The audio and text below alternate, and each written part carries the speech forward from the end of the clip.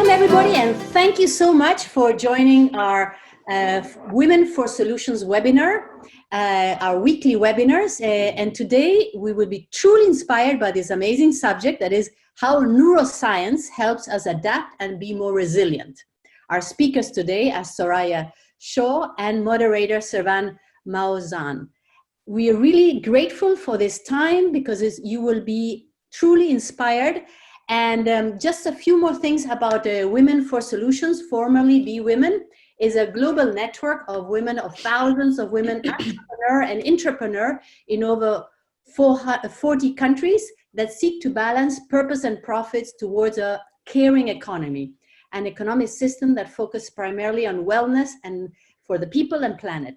As a founder, we are proud to say that today is our 111th Women for Solutions webinar, where we create awareness, connect, learn, and inspire to create action to reimagine where we're going to be. So we have an empowering move, Women for Solutions, that is to put your shoulders back, your chin up, your eyes that twinkle with joy and determination, because we need that energy. And with a super wide smile, I want to introduce you to our incredible moderator, Servane. She's founder of OGUNTE and also a founding member of the UK Bcorp group, and that connects and amplifies the women in social entrepreneurship ecosystem. Servane, the line is all yours. Thank you, Laura. Gracias. Muchas gracias. Hello, everyone. I'm really proud to having everybody on board today and introduce you to someone who's very special and dear to me. She's called Soraya. She's with us today. I know that some of her previous coachees are also on the call, so you know what's good. Soraya has been one of my early coaches, and I can say that she's been pivotal to me. So why am I interested in talking to you, Soraya? I'm just going to tell a little bit about the reason, put that into context. So I'm fascinated by the power of individuals and people and groups of people who are moving mountains, especially when they do that to create positive social change or environmental change. And they bring their whole self into this business, but we're not superhumans. Sometimes we need a bit of help. We need to gather our thoughts. We need to work a bit better with our brains. And I think that was a sort of very good opportunity to have Soraya come and help us and tell us a little bit about our expertise. We won't cover everything in 1 hour, but I think we're gonna do a deep dive and give you some pragmatic tips or directions to help you along the way as entrepreneurs, as leaders, as activists, as NGO activators, and I hope it's going to be beneficial for you. So there is one thing that strikes me. Sometimes, you probably all have had this conversation with people when you were about to make decisions, or when you had made decisions, and when you were a little bit in turmoil, people said to you, do not let your emotions affect your decisions. I feel it's a bit like having someone telling you about, how you should feel or feel good or bad about, right? People tell you actually how your brain should behave. Who are they to tell you that? So we know that humans are complex. They come with lots of layers and complexity, and to put a light on this complexity, Soraya is going to help us. That's why she's here today. So she's an applied neuroscientist. She's an executive coach, among others. She is a behavior change specialist, and she will tell us how the brain works and how we can direct it to enhance our well-being and our resilience. So we're going to have a little bit about your background. We'll hear from you, Soraya, about the myths and the assumptions that we all share about the brain, and you're going to set us straight. What the lockdown reveals about people's personality, behavior, and obstacles, and sometimes, and pragmatic things that we need to understand, and what we can do and activate to enhance our strengths, basically. So, Soraya, first question to you. Can you give us a little bit of a bird's eye view about your journey in a nutshell, so that you know where you come from? Okay, so I'm down here in Brighton, and I I had a very kind of confused early childhood. My father died when I was very young, so I went off and ran his surgery when I was about 17. So I've had a very up and down journey in my life, which I think has benefited me now. I went into advertising, which I absolutely loved. And what I started getting quite jealous about was you have something in advertising called planners, and they get all the insights into human beings about how we think, how we behave, how to motivate us, how our emotions work. And I didn't want to be a planner, but I wanted to learn more about the whole psychology, because I'd done psychology when I was younger. So I left just when my son was kind of at a good age to kind of leave, and he was doing his O-levels and stuff. And I completely retrained 17, 18 years ago to be a coach, which in those days, no one knew what a coach was. And I wasn't even sure what a coach was, to be totally honest with you. But it was fascinating because I learned about human nature, psychology, different theories, how to manage people. I mean, it was just, it's been an amazing journey. Fantastic, fantastic. And then I find myself here. Shall I tell you about how I got into the neuroscience piece? Shall I go into that?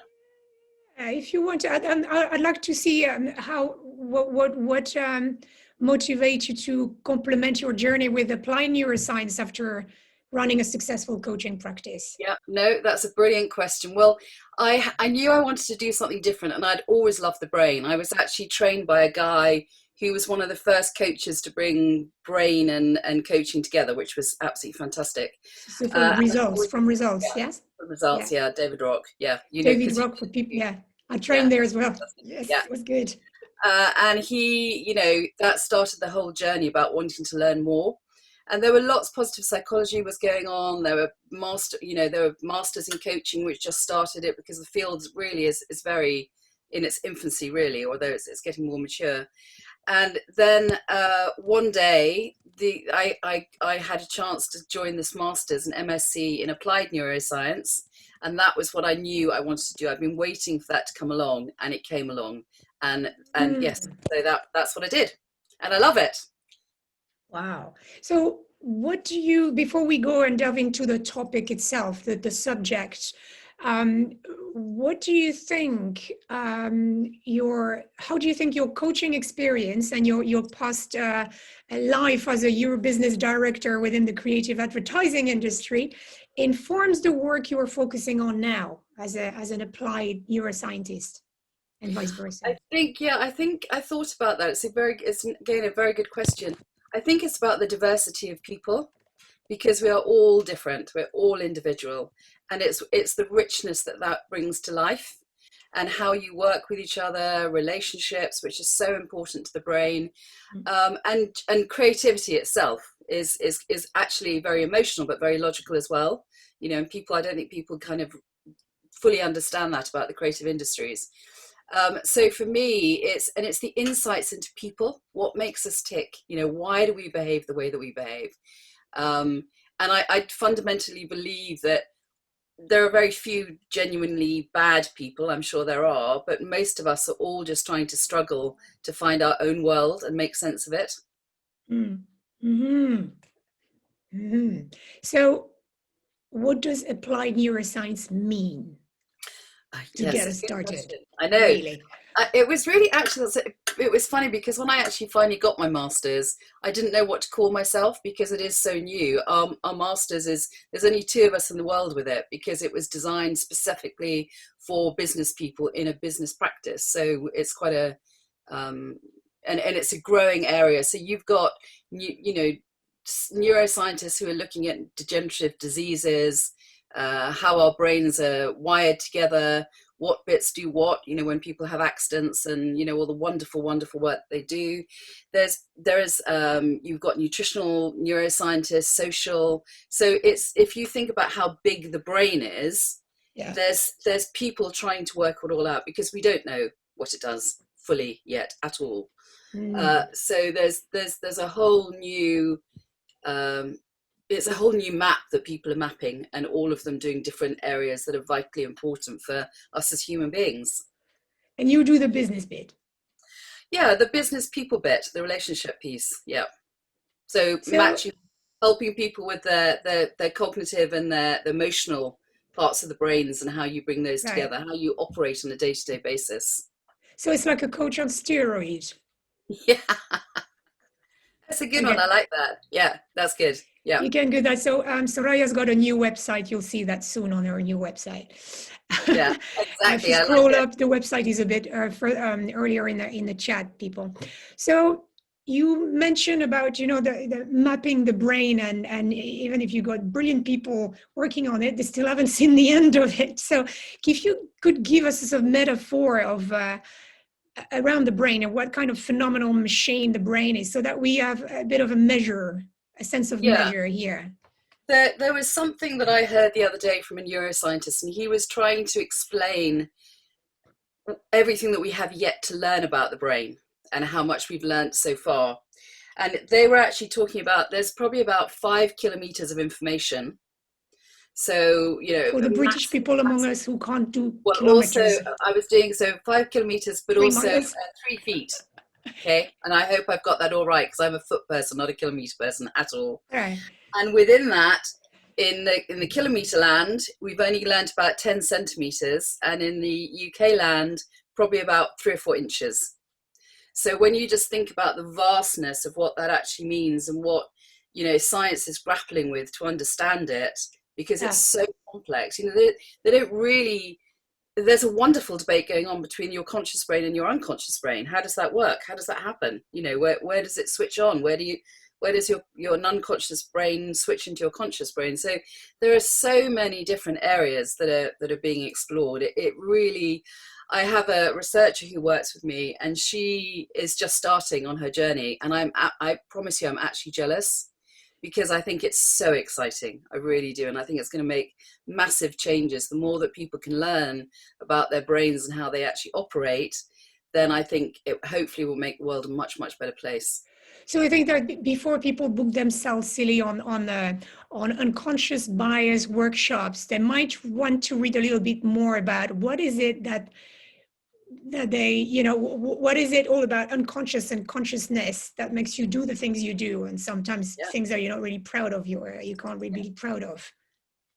I think it's a big mix between, you have to stop and think about it. I think we're very, there was a piece of research that was done in America last year that said 80% of Americans had never had the chance to be bored, because we don't actually stop. You know, we're on our you know, if we have any spare moments, we've got our phone out, we're on our pads, we never actually stop to think and kind of work out how we are as a human being, really. And so much of it can be our DNA, it can be our upbringing, it can be our experiences, our knowledge. And that's because the brain is a predicting machine. I shouldn't call it a machine, that's not, you know, it's the most important organ in our body. But it can only predict. It has no reference for reality in that sense. We create our own reality because of our experiences. So everything we put into our brain is what the brain works with, because that's all it has. We've obviously got genetics there as well, and you know, our whole DNA. But again, you know, that's the nurture-nature debate, isn't it? And that's still, I think the jury's still out on that one as well. So all these areas are just developing and growing, but it's what we put into our brain is how we predict. So I was with somebody the other day, I was doing a resilience masterclass, and they asked me that they had grown up in a family where everything was danger. You know, be careful of that, don't do this, be careful of that, be careful of that. And it had made them very risk averse. And so their question was, can I change? Can I change that behavior and that way of thinking, that mindset? That was their mindset, which of course you can do, because we have, as we know, neuroplasticity, which is the brain's ability to create new pathways. So we never change. We can't change our brains, because that would be like picking up a new one and, you know, dumping out the old one. We adapt. Sounds very tiring. Very tiring. Really don't want to go there. And so we adapt our pathways all the time. We're adaptation. Exactly. That's what we actually do. That's what we do. Yeah. We're adaptive beings, and some do that better than others. Yeah. Okay. But the wonderful thing about the brain is that you can adapt once you're conscious, and what, you know, what your triggers are, and what behaviors that elicits, you then actually have the power to change it. Right. That's your choice. Everything's our choice at the end of the day. Yes. So there's so I like the metaphor about the, you know, the number of miles of brain's potential, and then the 2 or 3 inches we actually know. That's crazy. That should shut a few people up. Oh yeah, I know everything about the brain. No, you don't. No, you don't. There's something else as well about the brain being such an organ that takes so much, that does so many things. That's true that it takes 20% of your daily energy or something to make it just function. Yeah, yeah. So people, don't starve yourselves at breakfast. Eat some food. You only need food to feed your brain. That's what carbs are for when you start your day. Yeah. No, it's all your diet, your exercise, all of it, is feeding our brain. And the brain weighs 2% of the body, but as you say, it takes 20% of energy. So really, in working environments or any environment, when we're feeling tired at the end of the day, stop, because you have no more energy to do anything. It's just not going to happen. You need to have some good rest, eat, relax, and then your brain will be working on things overnight anyway, in your subconscious. I mean, most of us have ideas and they kind of pop out, and that, when you least expect them, you don't create them just sitting thinking about them.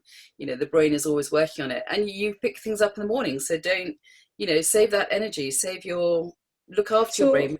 So the importance of good nutrition and sleep, so that you allow your brain and its billions of neurons and the connections that goes between all these neurons to do their work. Is that? So I think that's enough for people already to as homework. To just, that's it. Close the workshop. Get some food in the morning just to feed your brain, because you're going to need it. Right. So. Can I just add one more thing to that? Please. I think the other important thing is it's not about getting bored. It's actually about, we have loads of networks. The brain is so heavily networked. It's unbelievable. And all our networks are very different. But two of the brain's networks are the task focus network and the default mode network. Task focus, as you imagine, is where we spend most of our life focused on the task, working on it. And that's your real cognitive brain that's sort of dealing on that. And your default mode network is actually when you're kind of daydreaming, when you're relaxing, when you're probably doing mindfulness, you're going for a run or anything like that. But actually it's helping the brain be more creative and find solutions. So, if you can just spend 15 minutes a day almost doing nothing, just close your eyes and relax. Which is already doing something in brain's term. Yeah. So you are doing something, but you're not doing something. You are doing something. And is this where some people as well there's been some trends. Some people say, I'm spending the week in a monastery and just in a retreat, for some people who can afford that, have the luxury to do that. But I find it fabulous, because I say, you're going to spend a week surrounded by silence, and you're going to hear the noise in your head. You are a superhero. I couldn't imagine doing that, but I think for people who can, because you think about what a crazy world we live in. I mean, it's crazier at the moment because of the pandemic, and we haven't really talked about that. But we'll talk a bit later about that. Yeah. But the world is mad. We don't switch off. We're always on the go. So actually, a retreat or just 15 minutes a day. 15 minutes a day. It's just so important for our well-being. We mustn't forget our well-being. Because your resilience and your well-being actually are very similar, and your resilience really is how you balance all the resources you need in your life for any challenges that life throws you, and so building up our resources is very important. So I think when you talk about applied neuroscience, I know you talk about that. It's a practice. You quiet yourself down. You're not stopping. You're not turning off. You're not plugging yourself off. You quieten your emotions. You quieten the noise in your head. Is that correct? Yeah. Okay. So that doesn't mean you muzzle your emotions or you muzzle yourself, right? You can't. We are emotional creatures. We're driven by emotions. I mean, it's kind of one of the amazing things about the brain. We think that we're cognitive and wonderful thinkers and so logical and everything else. And of course we are. Yeah. And that big myth about the right brain, left brain as well. Things are not compartmentalized. No. Right, left brain. No, doesn't work like that at all. Tell us more a little bit about that, just so that we put this to bed, because that irritates me so much. I mean, a lot of research is going on into that as well. It's only a new studies that they've done that have highlighted that those the two parts of the brain, they need to work together. They have different areas, languages placed in different areas, and you know, there are left-handed people. Yes, that's fair. But actually, if you think about when you have a creative idea, when you have a thought, you have a solution, people would have said, oh, that's your right side of the brain that's actually doing that. And then they would have, when you very quickly, you'll work out whether that's practical or it can work or it won't work. And then people go, oh, that's your left side of the brain. Well, actually, they're working together. All the time. All the time. You have in the middle, you have I think it's the salient network, and that helps them talk to each other. But they're networked. That's what happens with a network, you know. And so the demarcation, the way that we had it so defined is we're connected. That's how the brain works. So one tip that I get away from that is the minute someone tries to explain something to you in a binary way, you should run away, right? Only if you don't want to listen to it. Yeah, for anyone trying to vote at the moment. We have our own way of how we present information. You know, we're communications people, and we've all got very different ways of how we communicate. This is where all these psychometric tests help as well. They help you understand where you lean more towards, or what do you do with that kind of I think psychometrics are interesting. I think they're very valuable because they do give you information on yourself. But my only worry is, given what we know about the brain and how we can adapt and how we change and how we need focus and all goals and all those types of things, I think it's so important we don't put ourselves in a box. So I am X, Y, and Z, therefore I'm not going to change, and I can't look at things, I can't adapt because that's how I behave. Whereas I think our brains and our life is so much richer than that. You know, that's how we grow, that's how we develop. But if I just think that, oh, I'm a data person and I have no creativity. Oh, I'm a yellow and a blue. Whatever that means. So you got preference. There are situations in which you flow, and even that there's a variety of psychometric tests that can tell you different things about what that means. Right? And also don't stay. Sorry. No, go on. Go ahead. I just sometimes think it all becomes so complicated. You know, and we're complicated enough without adding another layer on top. Right. So let me know, Soraya. We mentioned earlier, stop for 15 minutes. You know, quiet down your emotions when you really want to put your brain house in order, or whatever the order is. That's again. So meditations, that's good physical exercise. What do we need to know more of before we just stop to meditation or mindfulness, whatever people fancy is? I think one of the interesting things about the brain is, so if we now start looking at COVID and what's happened, you know, most people are absolutely shattered. They're so tired. And the reason for that is the brain has it can't predict what's going to happen. It has no precedence for it whatsoever. So it's struggling to try and make meaning out of it, make sense out of it. And some of us, we all reacted in different ways. But I think the important thing to remember is that your brain will go into its the more emotional side, because that's where it's protecting you, and it will go into the fight or flight, which we all know about. So it's sending all that precious energy down into your spine in case you need to run, which makes complete sense. But what we need to do is help our cognitive part of the brain, the top part of the brain, switch in all the you know, when we make decisions, where you know our thinking happens, where problem solving happens, rationality, and what the feeling part of the brain will do, the limbic system, it shuts down the cognitive brain because it wants that energy, it needs that energy, and actually we don't have time to have a logical thought about it.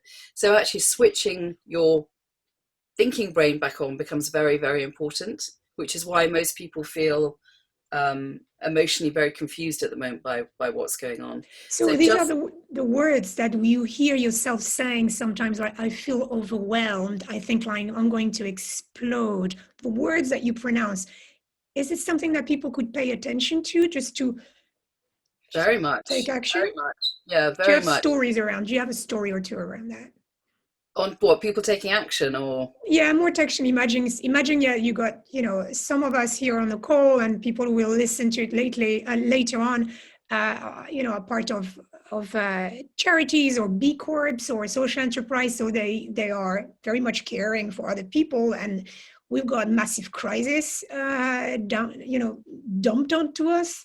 Whoever's done the dumping, and we need to make decisions, and we need to make a lot of decisions. Sometimes about the running of the company, sometimes about dilemmas. Where to put your energy, where to pivot. And then your family comes on top, and maybe you're sick or you're ill yourself. What is it that, and sometimes we don't see the signs. We don't want to see the signs that tell us you're going to crash. What do we need to pay attention to? The one thing that I think is really important, if you want to get our emotions are so important to how we live. They're crucial, but to make those decisions when you're being a leader, when you're leading your family, when you're whatever it is you're doing, is actually, and it sounds so stupid, but it's actually to flip your thinking. Right. So if you've got that gremlin voice talking to you in your head, yeah, this is rubbish, I can't cope with this, it's all going to be disaster before I know it. Stop, listen to what you're saying to yourself, and rephrase it. What's the opposite of that?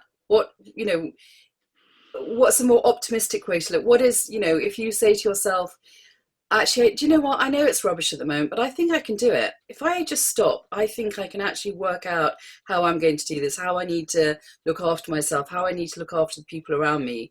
Because what you're doing is you're helping direct your brain for where it should start looking. So if you say it's disaster, it's going to be disaster. Your brain goes, all right, okay, I know what to do in that situation. This is what we're going to do. So this is where, as a coach or as an applied neuroscience, say, focus on the solution you've used before, because the path, the connection is there, and you need to reinforce it, or it's already reinforced. Yeah. Because it's your choice. Everything is your choice. It's, it sounds simple, but you can either be glass half empty or you can be glass half full. It's your choice about how you do that.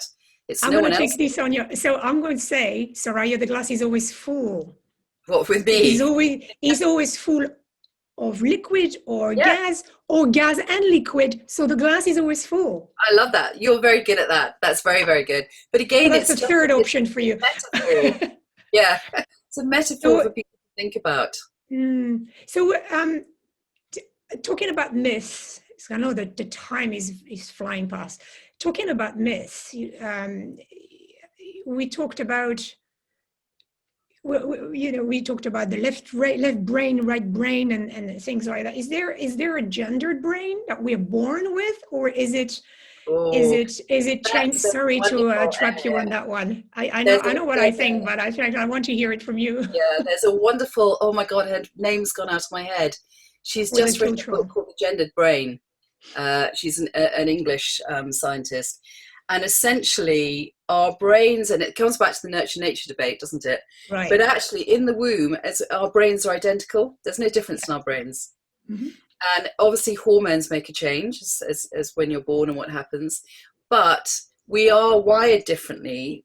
And I don't know the full answers to it. Are we wired differently because that's the physical, the biology, the neuro? Or, the moment you have a little girl, you put her in pink, and that happens. And girls, we don't have the beliefs, maths, for instance. There's been so much research about that. If a woman goes into a maths exam, she go, I can't do that. Oh, no way, no way. Whereas if she's then told, you're going to do really well at that. That's, that's the whole growth mindset. Then it is your mindset and the way your beliefs. And so questioning our beliefs, I mean, men are, perhaps they don't show the emotions that we show more. I'm not sure. Yeah, there's a big question on masculinity as well. And at some point when as you say before, therefore, if you reinforce these connections in your brain all the time, you are your connections. Yes. Yeah.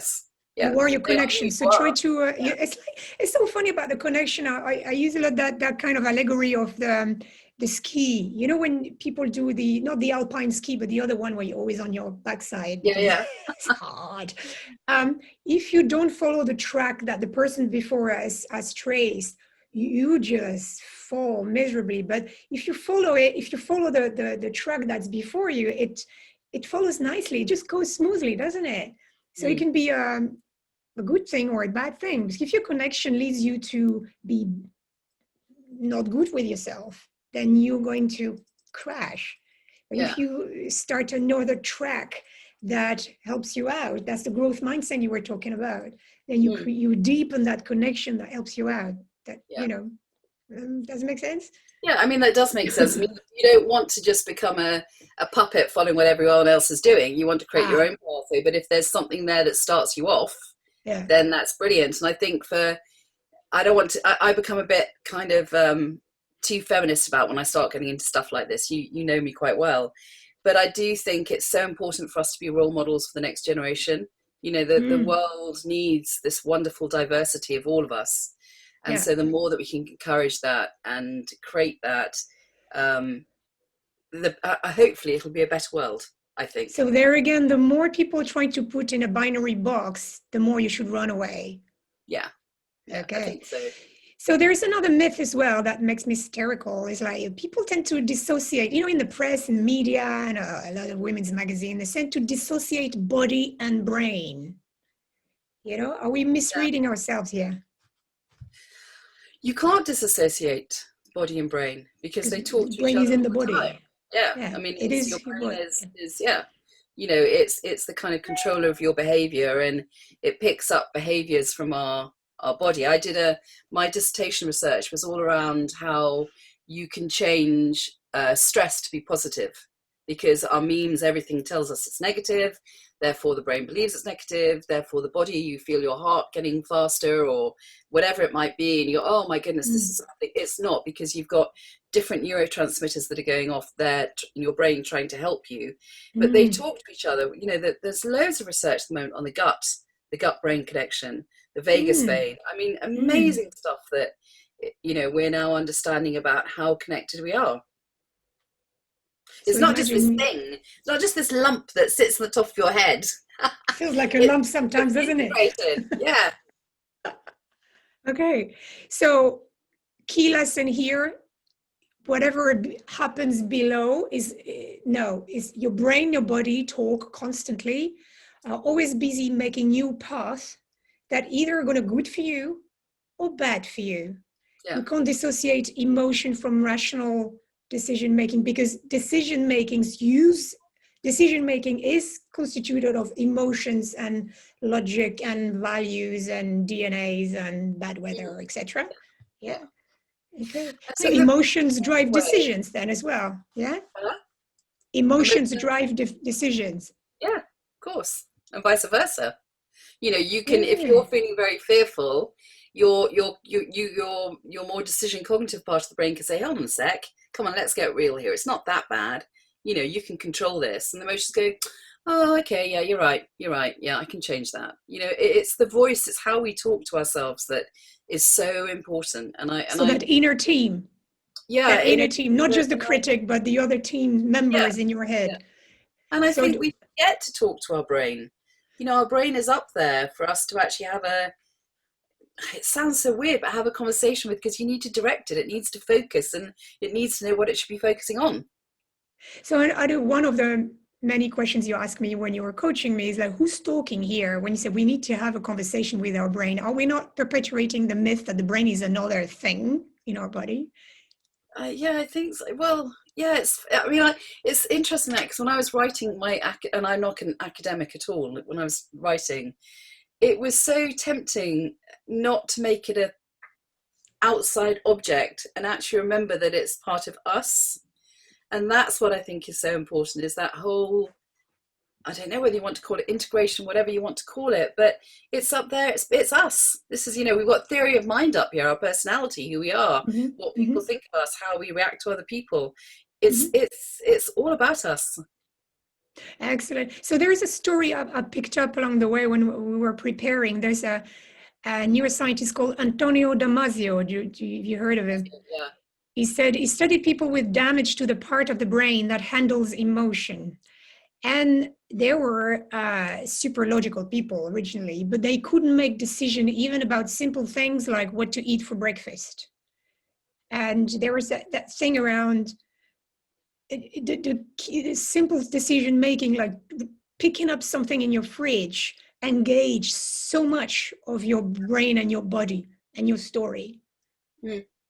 And that goes back to the whole point that we were saying at the beginning, is how networked we are, how connected the brain is. You know, they haven't, I think they've mapped a mouse brain, and there's a lot of brain mapping going on because of AI and the whole tech, and, you know, it's the last 10 years have been wonderful really for neuroscience, because whereas before I think they learnt a lot through damage at animals and everything else, we have now all this wonderful technology that can actually look at the brain real time and see what's happening.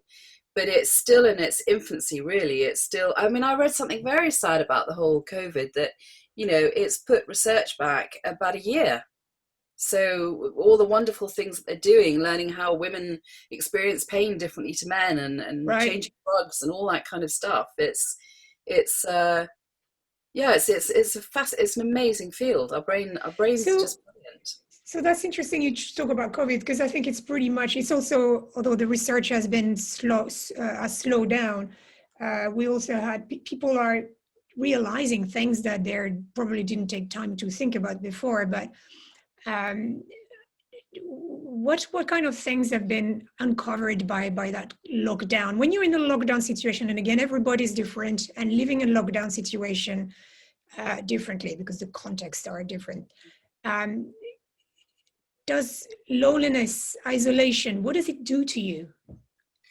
I think it's, to your point, it's been very mixed for different people, hasn't it? I think the one thing about the brain is it's relational. We thrive on relationships, you know, it's our social identity, it's our personal identity. I think for people who've been alone, not having that social contact, and just your intuition, the feelings that you get from other people, you know, it can be really devastating. There's a lot of, I think she's called Lundberg, her name, who's done a lot of research around loneliness and what it does to people, which is where I think it's so important for all of us to reach out to other people and not to live in our ivory towers. And it's hard because you know, with being distanced and whatever.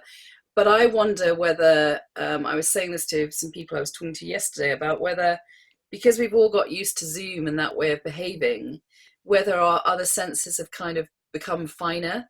You know, we have mirror neurons, we have our intuition, so you can you pick up in a different way how people are feeling and what they're thinking? You pay more attention. You know, maybe just being closer to someone's face as well by being into for those who have internet connections. I've never looked at so closely at your face before. It's that you're reading it, aren't you? So that's interesting, because it brings up something interesting about how much is born with you.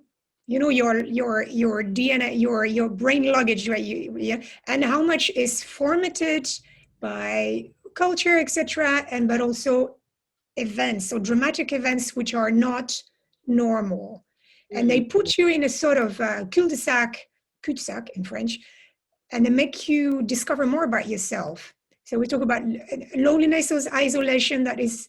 Some people live that, but the majority of people don't. They're always connected to each other and face to face. But so there is what is the research? Where does the research stand around what you bring at birth, and what you live?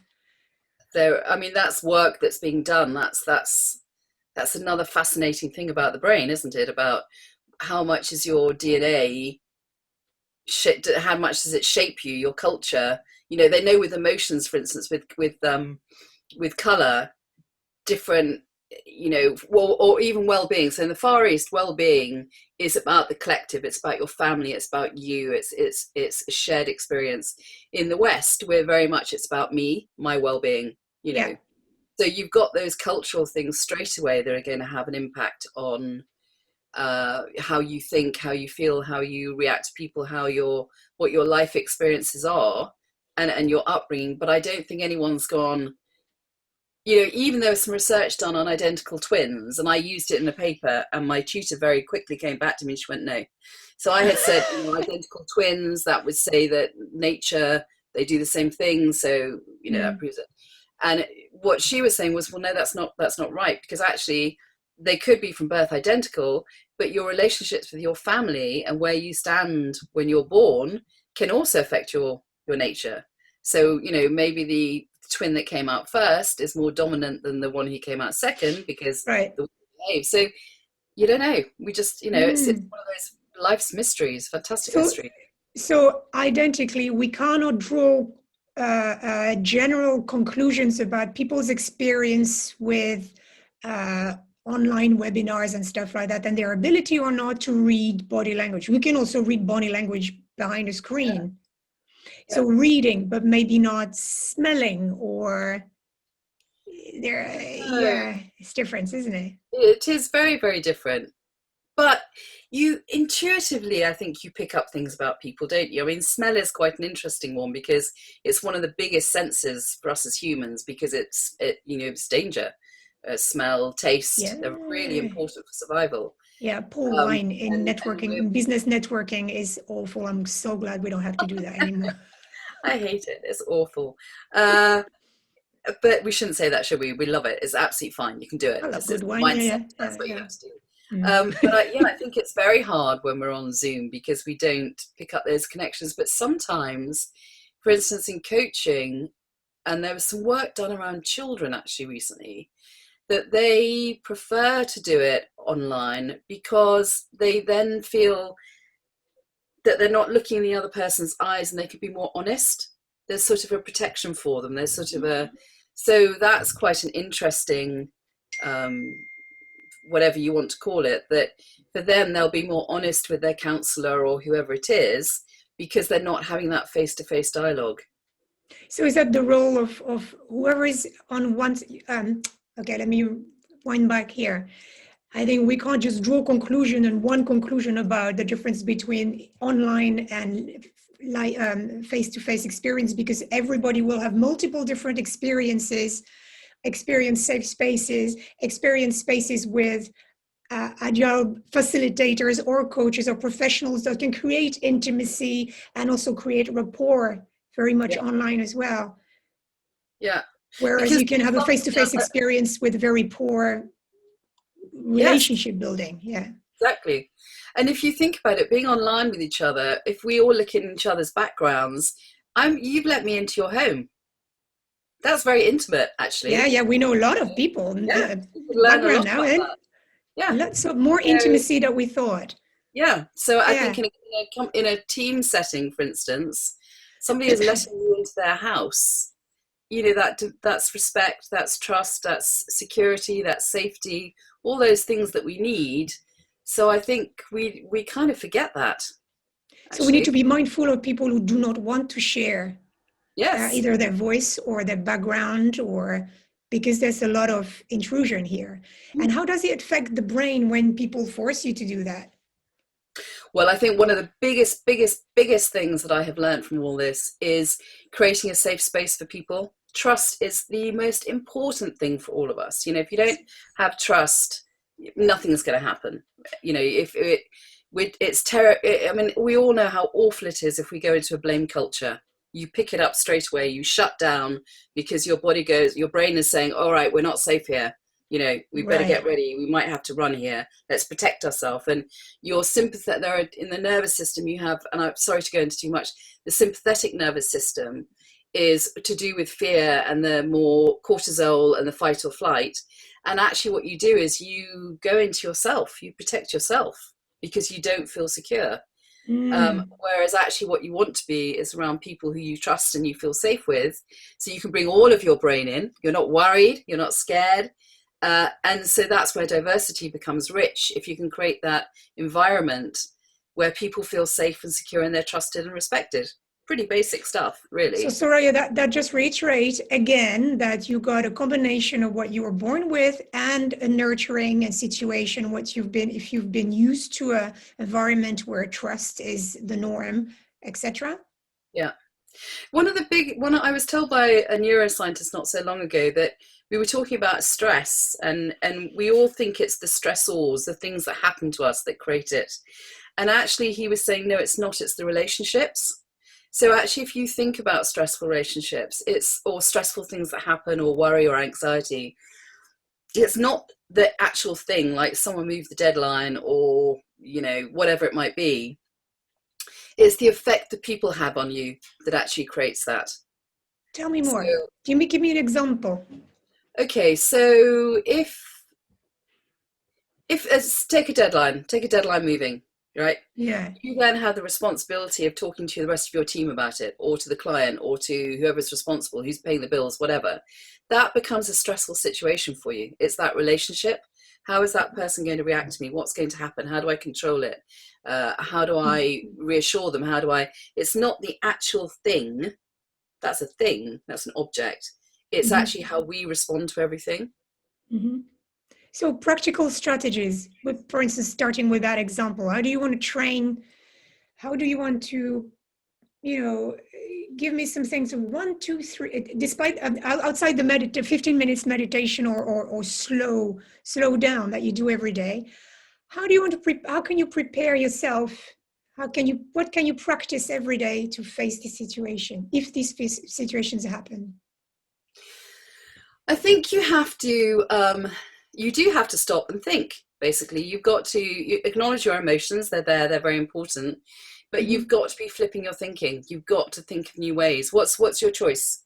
How does that person need approaching? What do they need? How can I... So breaking down, I'm just trying to think, someone who's very practical, say, how do I do? So breaking down a mind map. This might help, actually. There was another interesting piece of research the other day. My husband and I were about to get a VR, these things that you put on, you play games with and stuff like that. So really looking forward to that. But there was a piece of research that was done where people were given a VR and they then stepped into somebody else's shoes. So empathy, they were in someone else's shoes. I was in VR and I'm stepping into your shoes. And what they found was people started taking on that person's beliefs, their thoughts, their values, their emotions. So the brain was somehow trying to connect up. So I think one of the biggest things of situations in life is how can you put yourself in somebody else's shoes? Also storytelling. Would storytelling help? Well, we love stories, don't we? We're brought up with stories. They're tribal, really. So storytelling brings empathy, and that could create a space for trust. Yeah. Any way you can do that, whether it's storytelling, whether it's good coaching techniques, whether it's anything that gives another person that feeling of trust and safety that they open up, then, and understanding that fear. What's that person's fear? Why are they scared? How can I reassure them that the fear that they're worried about, it's not a saber-toothed tiger anymore, it's whatever in life. Bring more imagination. How can I support them with that? How can I reassure them? How can I be human, transparent, trusting, all of those suspend the judgment and be more into the other person's shoes. Yeah. Or yourself, another persona in yourself. You can be in one of your persona's shoes. If you always go with your inner critic and you say, today I'm going to be the caring one. How would that caring one handle this situation? Start self-empathy. I can't remember who it was.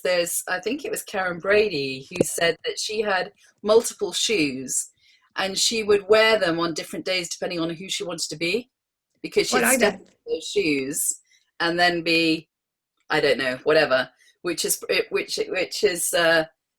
any of those prompts that give us something to shoes.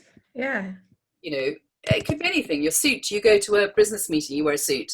Like look what I do. You're giving and you got De Bono's hats as well. De Bono's hats, 6 different hats. So we know more than we think. About biases, everyone is biased. If you walk into a meeting and you're wearing your dungarees and everyone's suited and booted, people's biases are going to go off. Whether they're troublemaker. I love this. Okay, so we talk about practical steps to engage every day. Slow down. Don't muzzle your emotion or your brain, but allow your brain to rest. Feed your brain. Give it water. Sleep well. Be nutritious. Be more nutritious. Have more nutritious habits. Understand that people come with a sort of they use a DNA luggage, but there's much that is dumped onto you by culture and habits and pressure and stereotypes. And if you want to really, when you slow down, the practical tools look at the different voices in your brain and let them talk and see how they have different scenarios for what's to come. Am I reflecting what you said?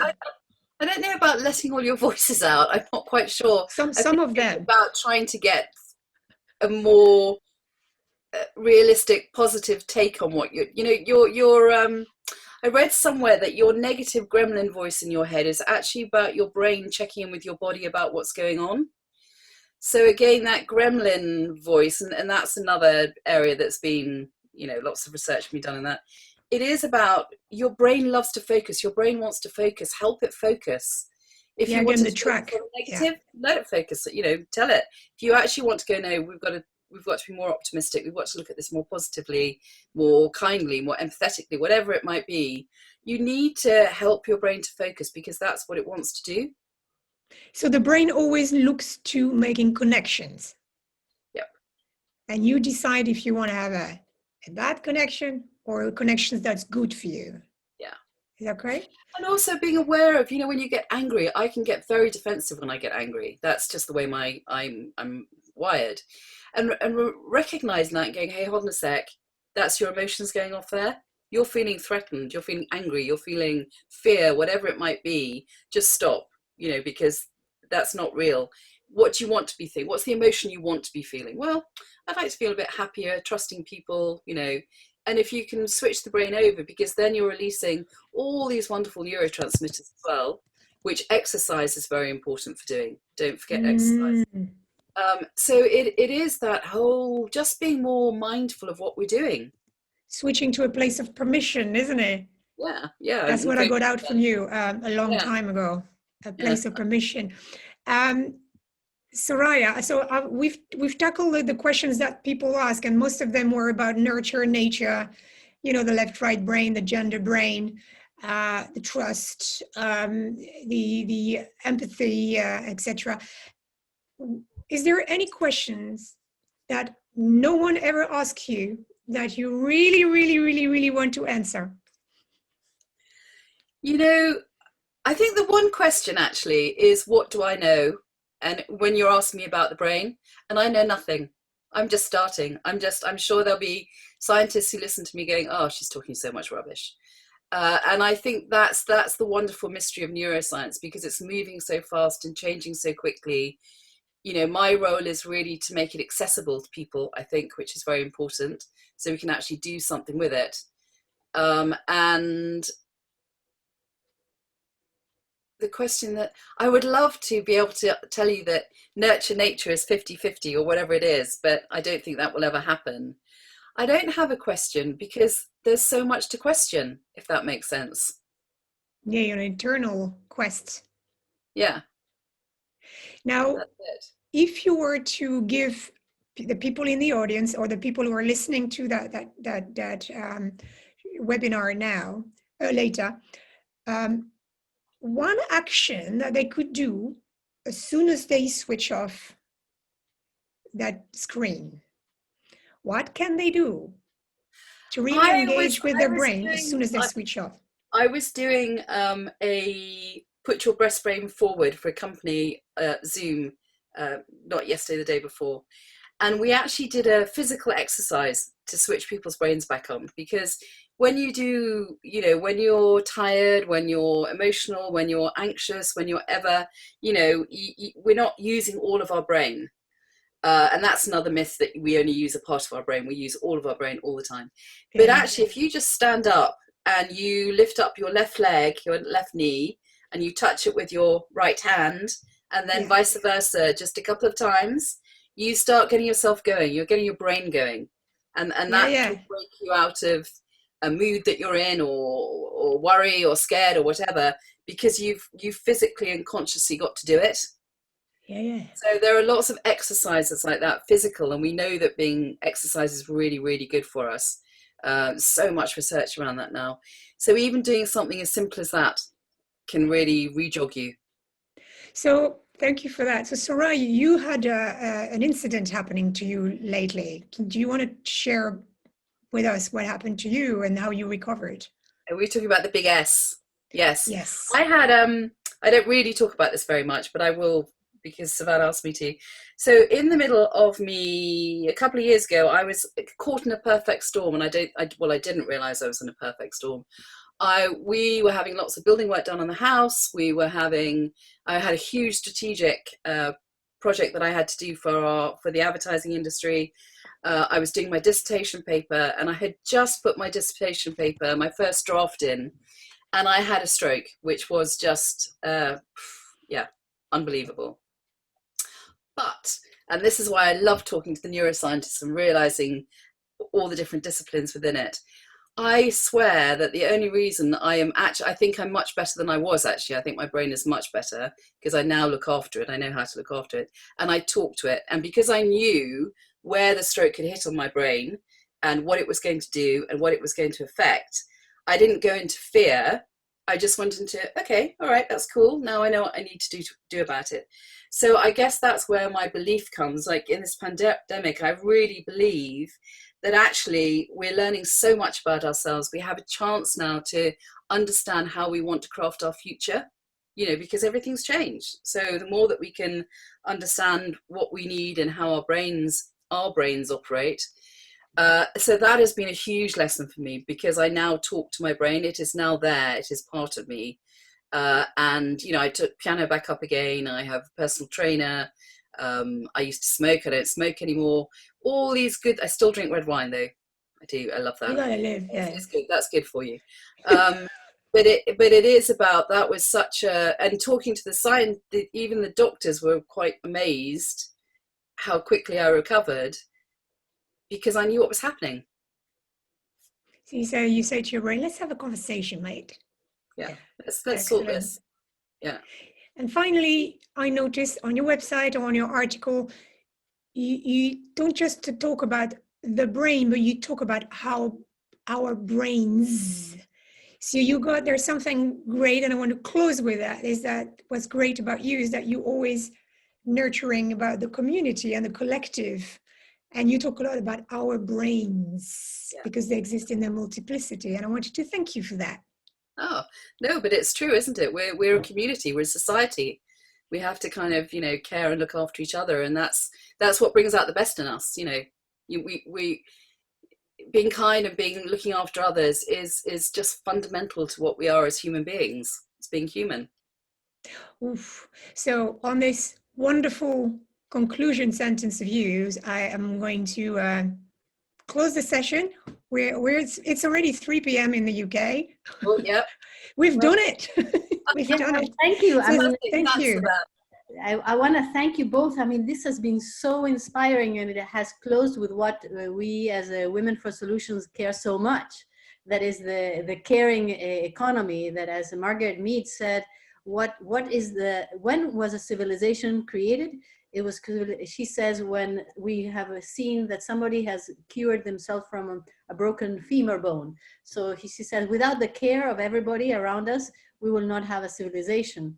So on that note, I want to thank you both. This has been fantastic. And I want to share with you that our next webinar is actually this October 1st, very soon. So it's social finance, the importance of food sovereignty for women and farmers. And women farmers. Yeah. And be back. Because Servane is our moderator and Sandy McClure is our speaker. And on that note, we always say in Women for Solutions, we always say, please get a pen and a piece of paper and write down at least 3 things that you're going to change today based on what you heard today. Your eating habits, your exercise habits, how you're going to talk with your brain, your 15 minutes resting at least during the day so you don't overdo it. So thank you all, and we'll connect very soon in our next webinar.